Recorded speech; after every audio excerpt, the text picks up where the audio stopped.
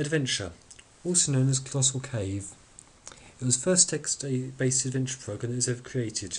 It was created by Willie Crowthaw and then expanded by Don Woods in the 1970s. It originally had 350 points. This is the third version, sometimes known as Adventure 3, but more commonly known as Adventure 550 because it has 550 points. I've had a look on YouTube and there don't seem to be any walkthroughs of the adventure. So this is a walkthrough of the 550 point version of Adventure. Welcome to the new CPV Adventure. Say news to get up to date with game details. Would you like instructions? We'll say yes. Somewhere nearby is Colossal Cave, where others have found fortunes in treasure and gold. There is rumoured that some who enter are never seen again. Magic is said to work in the cave. I will be your eyes and hands. Direct me with commands of 1 or 2 words. I should warn you that I look at only the first 6 letters of each word. Should you get stuck, type help. For some general hints for information on how to end the game, etc., type info. Good luck. You are standing at the end of a road before a small brick building. Around you is a forest. A small stream flows out of the building and down a gully. Now the first thing I'm going to do is set the game to brief.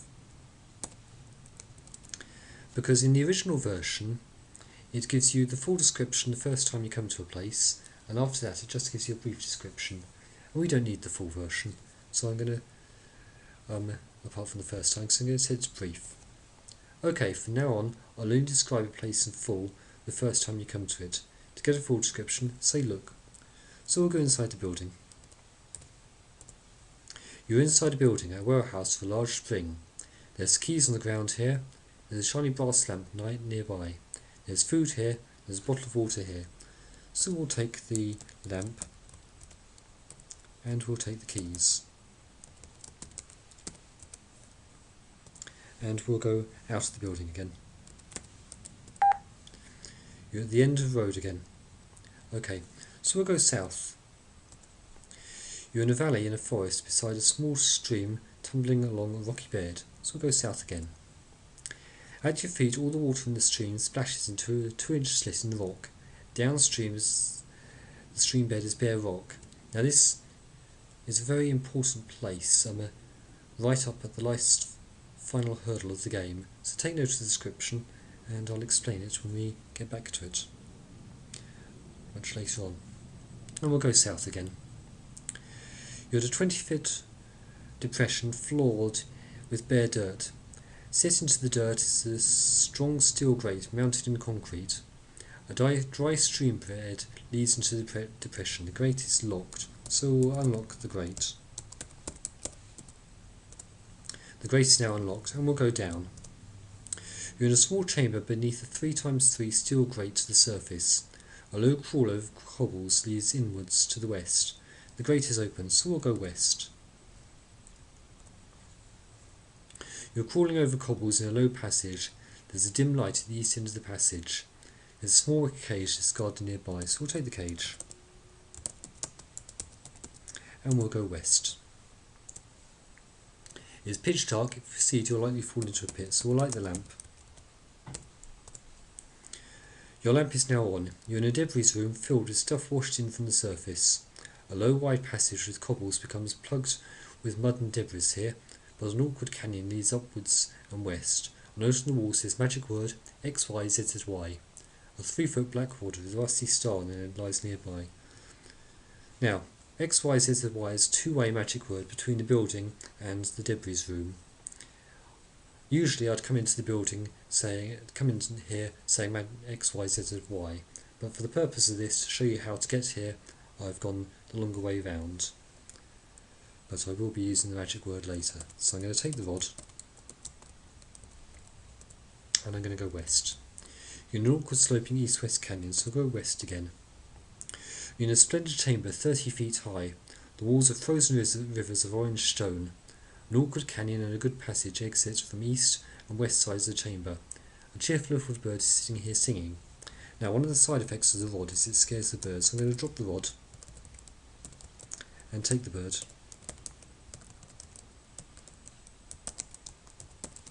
And then take the rod again.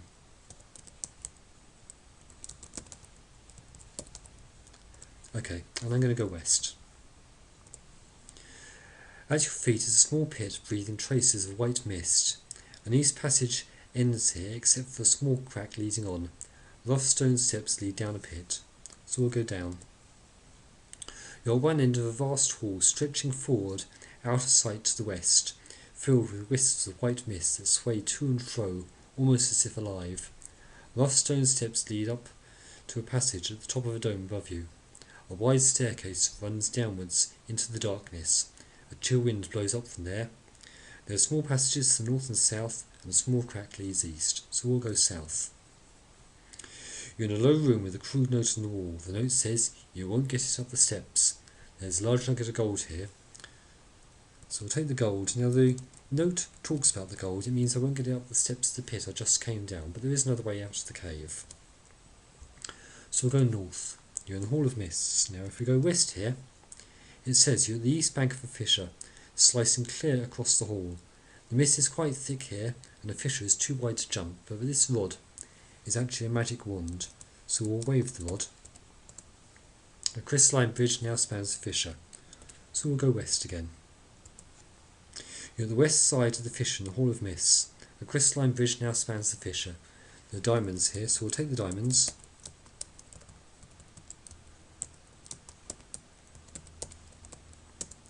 And we'll go east. You're on the east bank of the fissure. A crystalline bridge now spans the fissure. Now you don't actually need to do this, but I like to wave the rod to cause the bridge to disappear. So I'll wave the rod. The crystalline bridge has now vanished. Now we'll go east again. And we're in the Hall of the Mists. And this time we'll go north. In the Hall of Mantiking, with passages off in all directions, a huge green fierce snake bars the way, so we'll release the bird.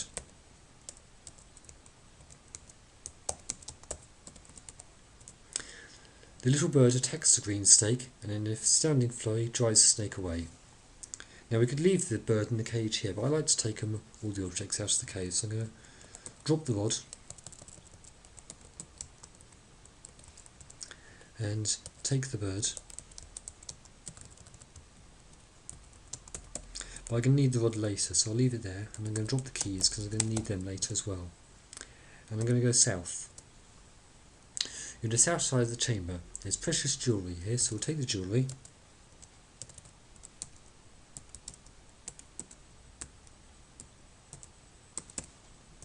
And we'll go north. In the Hall of the Mantiking, there's keys on the ground here. A 3-foot black rod with the rusty star on end lies nearby. And we'll go west here. You're on the west side of the chamber in the Hall of the Mantiking. A passage continues west and up here. There are many coins here, so we'll take the rare coins. And we'll go east. You're in the Hall of the Mantiking. There's keys on the ground here. A 3-foot black rod with the rusty star on end lies nearby. And we'll go north. You're in a low north-south passage at a hole in the floor. The hole goes down to an east-west passage. The bars of silver here. Now, we'll say Y2 here. It's a shortcut, and shortcuts can save the lamp power. So Y2. You're in a large room with a passage in the south, and a passage to the west, and a wall of broken rock to the east. There's a large Y2 on a rock in the room's centre. Now, Y2 in caving jargon means second exit, and this is the second exit. Now, sometimes when you hear a hollow voice says plug, and plug is another magic word. So I'm going to switch the lamp off because we need to save the lamp power. I'm going to say plug. Foof, you're inside building. There's food here, there's bottled water here. So let's release the bird.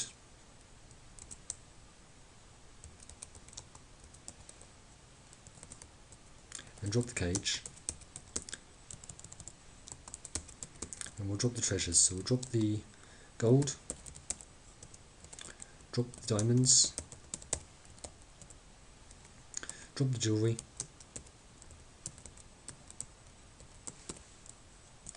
And we'll drop the coins.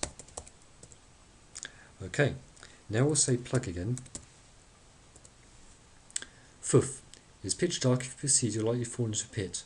A little dwarf just walked round the corner, saw you, threw a little axe at you, which missed Kirsten and ran away. Now we'll need the axe in a minute, but where we're going, I don't think the dwarf can follow, so we'll say plover. Now, this is another magic word. Foof. You're in a small chamber lit by an eerie green light. An extremely narrow tunnel exits to the west. A dark corridor leads north-east. There's an emerald here the size of a plover's egg, so we'll go north-east. It says it's pitch dark. If you proceed, you'll likely fall into a pit, so we'll light the lamp. Your lamp is now on. You're in a dark room. A corridor leading south is the only exit. A massive stone tablet embedded in the wall reads, "Congratulations on bringing light into the dark room. There's a plasmid pyramid here, 8 inches on each side." Now we'll take the pyramid. But the note is because if you read the last description, it mentions that the only entrance into the plover's cave is an extremely narrow tunnel. Now, later on you get into the cave, but you have to drop all the objects, including the lamp. So the only way to get the lamp into the dark room is to say the magic word, which is plover. So we'll go south. It says you're in the plover room. There's an emerald here the size of a plover's egg. We'll switch the lamp off.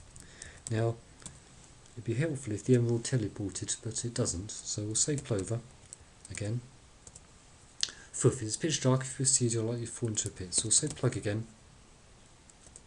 And drop the pyramid.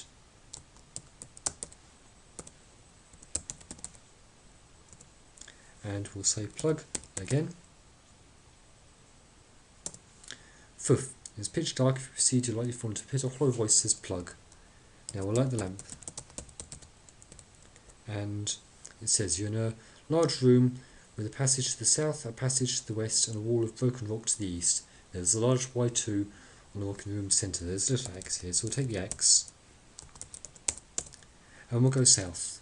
You're in a low north-south passage. The bars are silver here. We'll go south again. You're in the Hall of the Mountain King. There's keys on the ground here. A 3-foot black rod with a rusty star on the end lies nearby. So here we'll go southwest. You're in a secret canyon which runs east-west. It crosses over a tight canyon 15 feet below. If you go down, you'll not be able to get up. So we'll go west here. You're in a secret canyon which exits to the north and east. A huge green fierce dragon bars the way. The dragon is sprawled out on a Persian rug. Now, the inscription on Hogwarts School says never tickle a sleeping dragon. So let's try killing the dragon instead. What, with your bare hands? Yes, why not? Congratulations, you've just vanquished a dragon with your bare hands. Unbelievable, isn't it? It certainly is. In your secret canyon which exits north and east, the body of a huge dead dragon is lying off to one side. There's a Persian rug out on the floor. There's several dragon's teeth scattered haphazardly about. So we'll take the rug. And we'll take the teeth. And we'll go east. You're in a secret east-west canyon above a tight canyon. We'll go east again.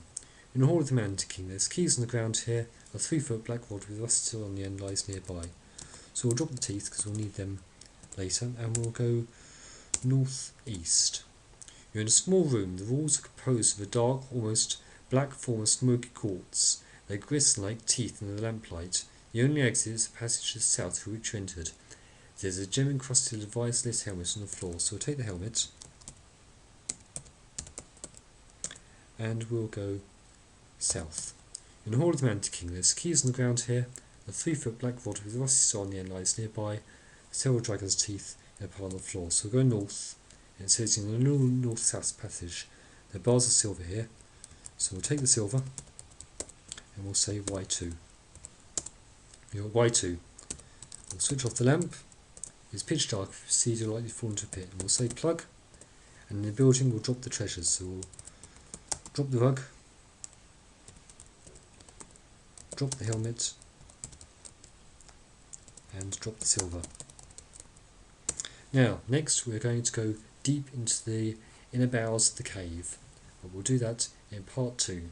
So thank you for watching part 1, and I'll see you in part 2.